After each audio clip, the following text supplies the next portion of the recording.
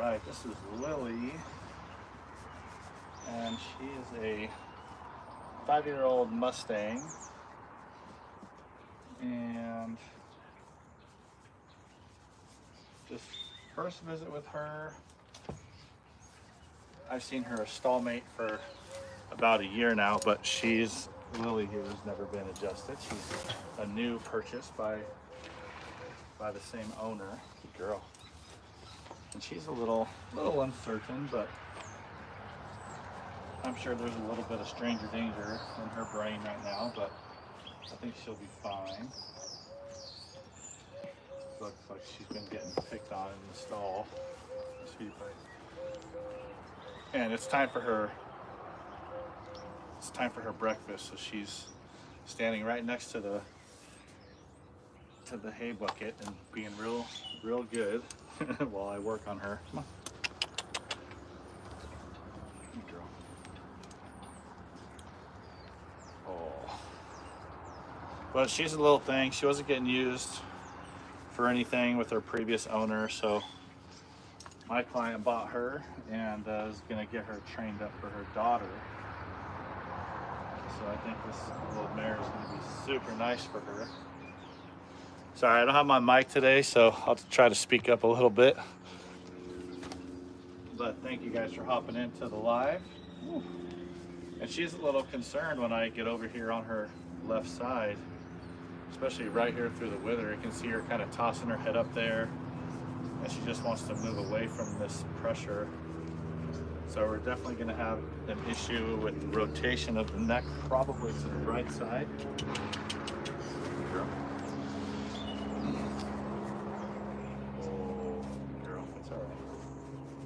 But I'll get this all loosened up here. Hope you guys are having a great Thursday. If you guys could tap that like button, I would greatly appreciate it. So let's just see how she'll move over here.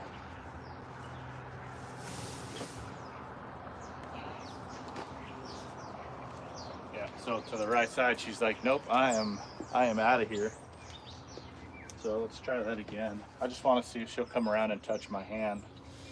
Oh, yep, doesn't want to do that. So let's check her to the other side.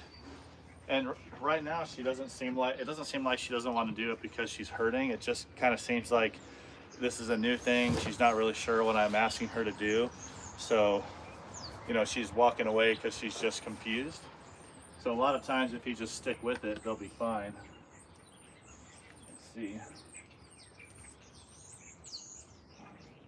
Oh, just thinking about it. Don't touch. Don't touch.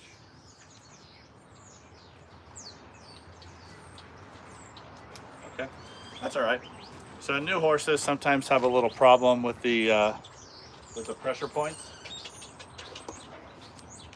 So I'll just do it manually and see how she rotates around without using the pressure points. Hello, Cindy. Hey, Pat, good to see you. Thank you so much. I appreciate that. Ooh. All right, so let me just check her manually and see if she'll rotate around if I just use my hands versus using the pressure point. She's got a huge forelock on her. It goes all the way down to her muzzle pretty much. So I just want to see if she'll break over at her pole and rotate around and come touch. There you go, good girl. Good girl. Good girl. So yeah, so you can see right there, she does a lot better just with manual pressure versus asking her to come around with the pressure point. So what I'll do with a horse like her is I'll just have her come around manually like that by using my hands. And then once she's coming around nice and comfortable that way,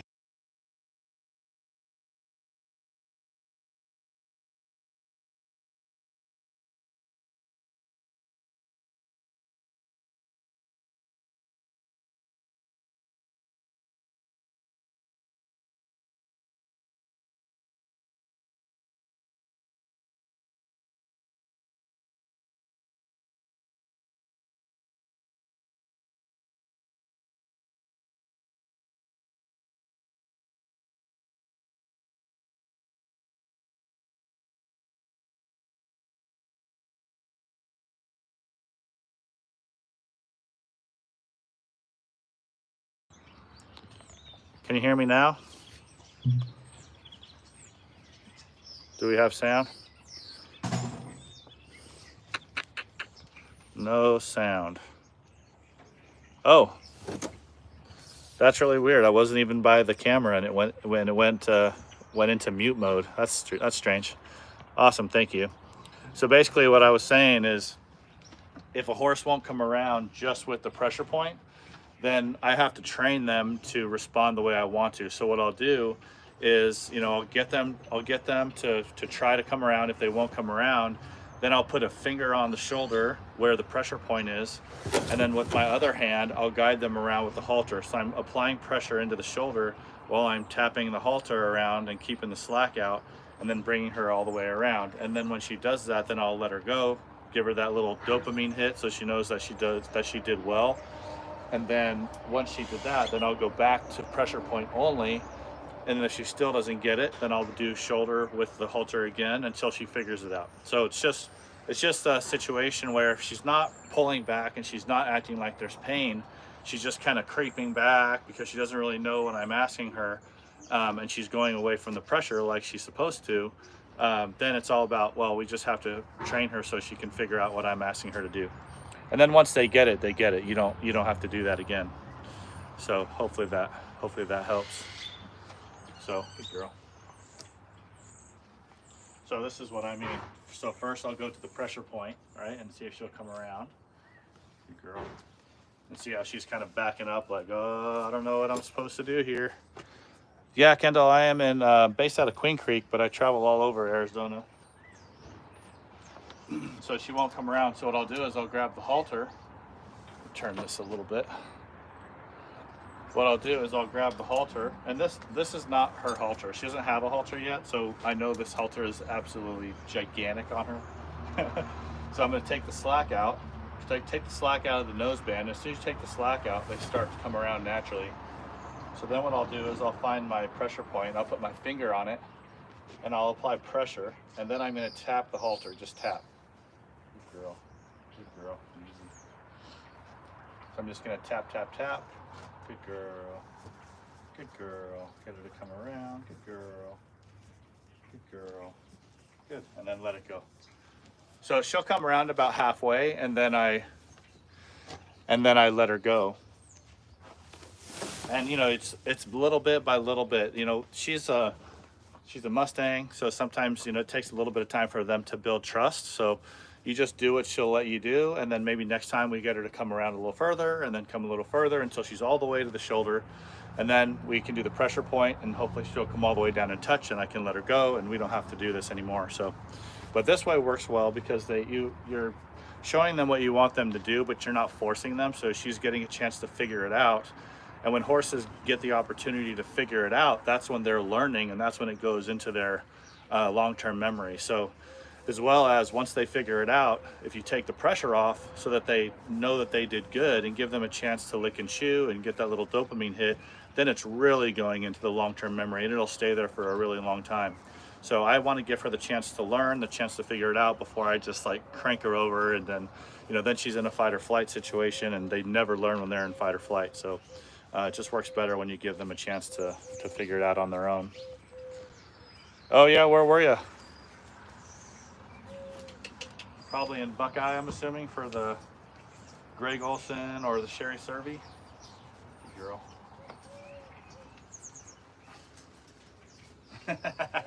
She's just like, I don't know what you're doing, buddy. So I'm just gonna be a little skeptical here. Good girl. Sorry guys, I don't have my microphone today, so I'm trying to speak up for you. Can you? Yeah, please thumbs up. That'd be awesome. Thank you, Cindy. YouTube's been really weird lately. I mean, my number of subscribers are going down, and it's just kind of all of a sudden, like my subscribers are going down, like the number of people I think that see the live is going down.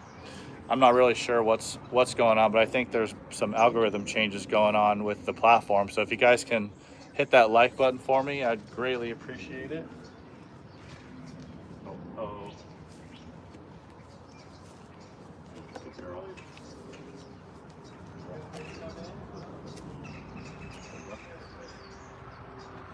So I don't mind if she moves around. I'm gonna let her move around so she can figure out that I'm not here to hurt her, and I can build that rapport that way. Really? Wow. I don't have a schedule, Kayette. I just come on when I'm working on horses that don't have, you know, when the owner's not here, then I can go live and chat with you guys. So it's just kind of random. But I am working on writing a stretching manual. I have a stretching course on my website already. It's a bunch of video tutorials. I think there's about an hour and a half worth of content, but I'm writing a written manual that goes with that. So I have a PDF guide. Right now it's at about 130 pages. So I will be going on a regular live schedule just to go through the manual and show you guys what's in there. I'll obviously offering that for sale as well, but I'm going to do more of a Q&A style live where I'm not with the horses, but we can chat about what's going on with your horses. I can show you a couple of the stretches in the manual that might work for them. And you know, it'll be a lot of fun to have a regularly scheduled live going on. So that'll be happening here pretty soon, probably this weekend. I might be starting on that. Northern Idaho. I'd come to Northern Idaho in the summer. I just need enough horses to be able to make that trip. Awesome, thanks Carla. Appreciate it. Yeah, so you know, if you guys already purchased the equine stretching course on my website, then I'm going to offer the manual at a discount. So if you're interested in learning how to stretch your horses, go check out my equine stretching course at sporthorsechiropractic.com. I have it linked in the description. And then when the manual comes out, you'll get an email with a pretty significant discount on the written manual as well. Kansas, is that what that means? KS or kissing spine? What are you asking me there, Kendall? But thank you for subscribing, Kendall. Appreciate it. All right. I'm gonna see if she'll let me hit her pelvic flexion pressure points. Just want to see if she'll lift her back up for me. She's actually doing really good for her first one. I mean, she's very skeptical. Her owner kind of warned me about that. Oh. So that's always nice to get a heads up. And now she wants to grab a little bite of her breakfast or her lunch. Good girl. Kendall, that's a yes for Kansas.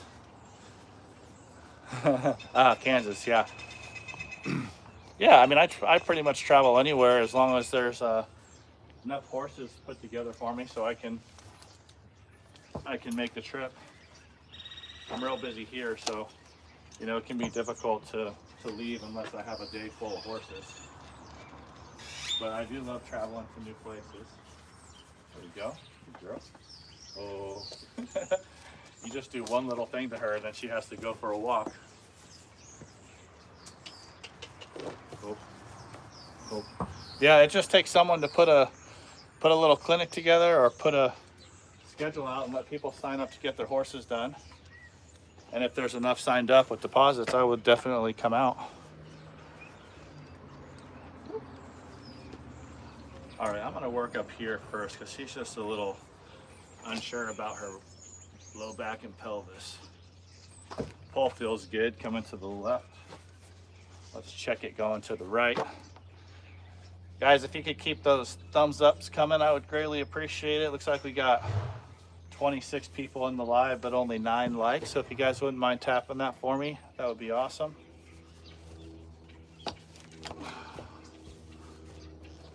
Oh, there we go. Good girl. Good girl. There we go. So it's really important to let them have that minute to lick and chew. Once you get a release like that, a lot of times, even when you don't get a release, if you just give them time to put their head down and take deep breaths and lick and chew like this, it's a literal reward for them for being so good and letting you do what you got to do. Thank you guys. Got one more in there. Appreciate it, Fred. I think that was you probably. Opinion on carrot stretches. I like carrot stretches. I think the big problem with them though is, you know, a carrot stretch is it's a very slow stretch, right? And because it's a very slow stretch, if the horse is tight or not moving well in a certain area or they have any discomfort, they can cheat. right? So they don't have to move correctly around to get the carrot. They can cheat and still get the carrot. So like if they can't break over at the pole, which should be the first movement around to the side, they should do this, right? And then after they break over, they should rotate around. Just pretend my whole body is their neck, right? So they should break over, and then they should rotate around, and then they should drop to the shoulder, right? Or if you're not bringing the carrot to the shoulder, you're bringing the carrot way back here, right? So what they're gonna do is break over, and then they're gonna extend their head and neck, and then they're gonna really rotate around to get to that carrot. And if they can't do this before they rotate, they're gonna do this, right? And they're gonna get around having to do this motion. So it's okay, but you're not really doing a whole lot if your horse doesn't have proper motion to begin with. So I like to use the pressure points, and I like to bring them down to the shoulder, because with the pressure point, when you put that pressure in there, they're gonna come around real quick, wham, and come and get it most of the time. Sometimes they'll go slow, and then at the end, they'll come down quickly. But in either case, you're gonna get everything to open up and loosen up, because it's a quick reactive movement. It's not a, oh, I wanna get that carrot, let me see how I can get around and grab it. And then they'll grab it, but their motion is not correct. So it's not doing what you think it's doing most of the time if there's a problem with their movement.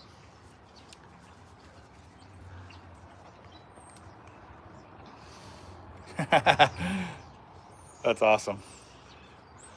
So fold in half for a carrot. Oh, thanks, Kendall. Appreciate it. Awesome.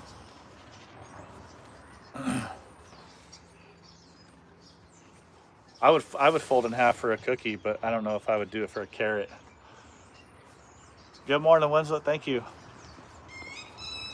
Awesome. So I hope that answers the question. You can do the carrot stretches. It's great, right? Oh, the other issue with carrot stretches too is when they're coming around to get the carrot and you're bringing the carrot way back here, you're forcing them to extend the pole to get it, right? They have to do this all the way to the back in order to get that carrot. And then most people don't bring them back down into flexion. So we're stretching an extension, but we're not giving them any stretches down into flexion. So just make sure that if you're bringing that carrot all the way to the back, that you're also bringing the carrot down here or down to the shoulder, so they have to flex down to come and get it as well. Otherwise, you're going to create a problem, because you're always extending them, but you're not doing the opposite motion as well.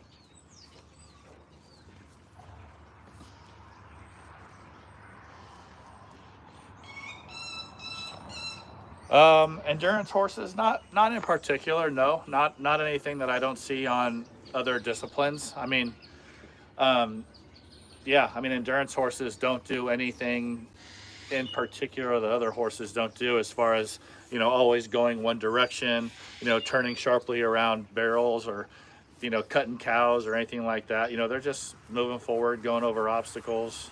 Nothing, there's just nothing specific that's wrong with them typically.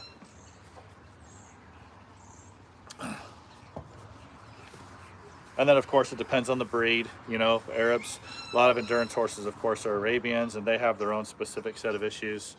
But yeah, nothing specific that I can see that has been a constant problem. Oh, Cindy works for me, but she just wants to get me to take my shirt off all the time for some reason. She's crazy. All right, let's see how she is at her pole. Good girl. Good girl. And she was just turned out in a pasture, so a lot of this stuff is just from her not being handled and not being ridden for a while. So we got to get her used to this again. Good girl. Good girl.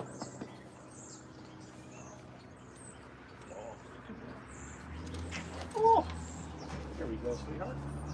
Here we go, sweetheart. That was good. I want a cookie if I do that, Cindy. That's worth a cookie, isn't it? Yeah, I actually, speaking of endurance horses, I went over to Dubai last February and worked on a ton of endurance horses. That's why I was there. and there was not a common thread between them. I mean, I would just find just random things, but nothing that was similar across the board like you might think.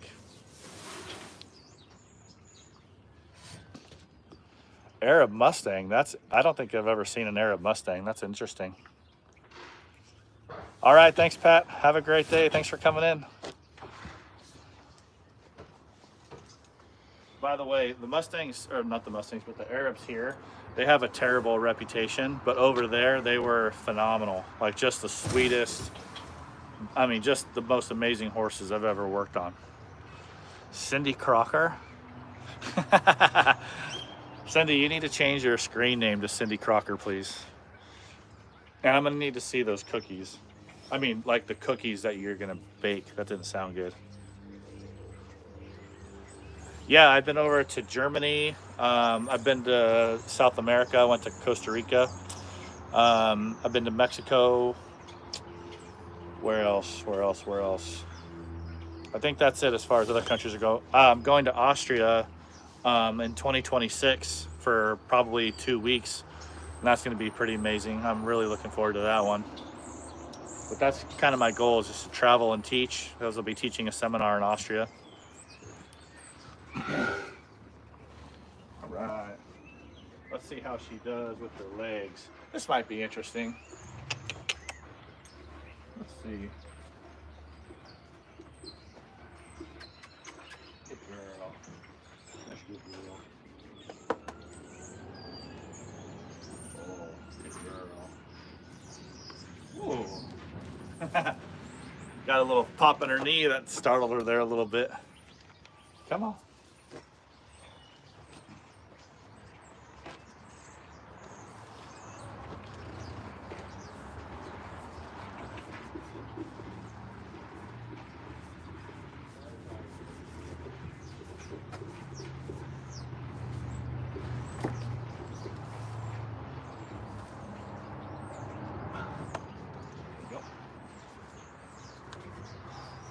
Girl. Just bumped me on my head. Woo.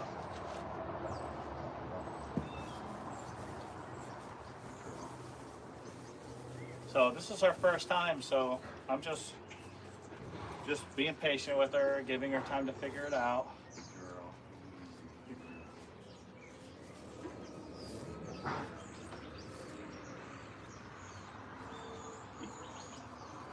Sweet. She's a sweetheart. She's just a little bit nervous. Hello, Jackie.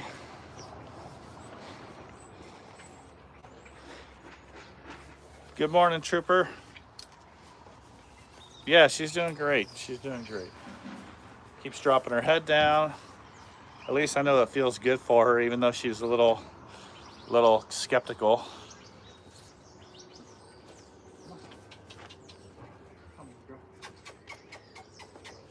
Good girl. Let's check this other side. You're welcome, Cindy.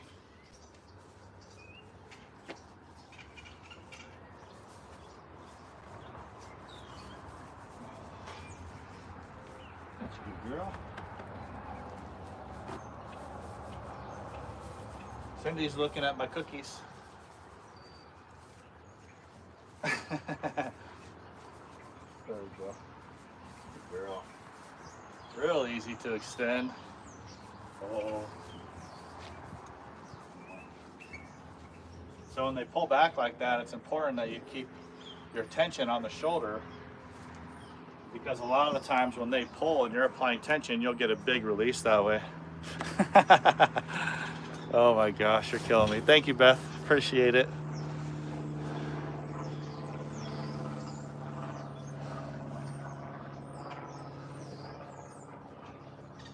What? Repaired your barn for cookies? Those must be some good cookies.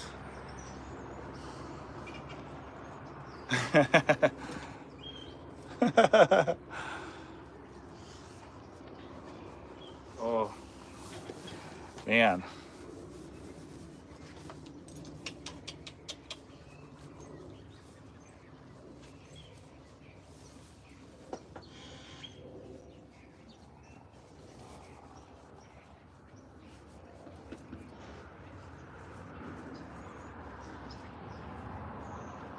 Oh, good girl. That was really nice. I had a big release out of that hip. Oh. Yeah, don't be a gatekeeper, GMSTP. GameStop. Is that GameStop? Are you a millionaire from GameStop stock? I need to know. It's got to be GameStop, right? All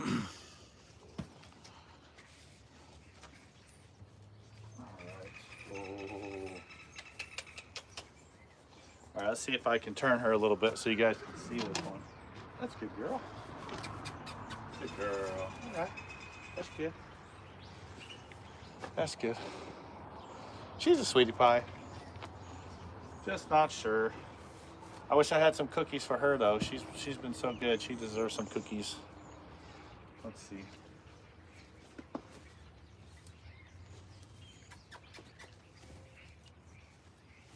Easy, sweetheart.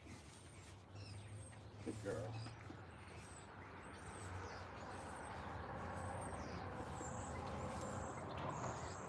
Oh man.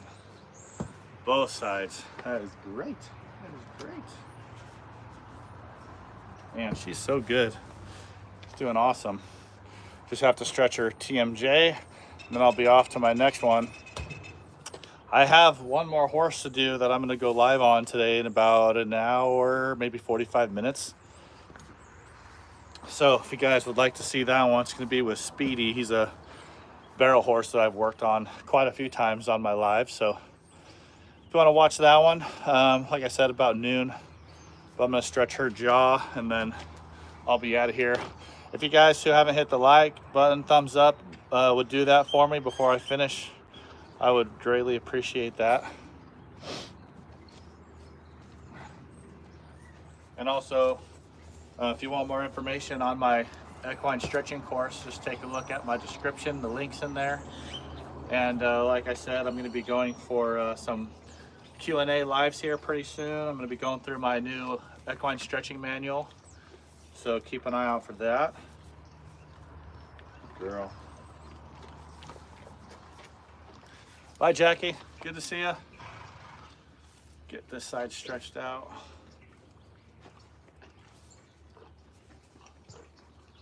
Oh, that's good, girl. All right, let's get this massive halter off of her face. That's a good girl. You did so good. You did so good. Oh, yeah. Oh. Awesome. Well, thank you guys. Thanks for watching again. I appreciate it. I'll be back live again in about 45 minutes or so, working with a quarter horse barrel racer named Speedy. Yeah, thank you guys. Appreciate you getting those likes up for me. Really appreciate it. And hope to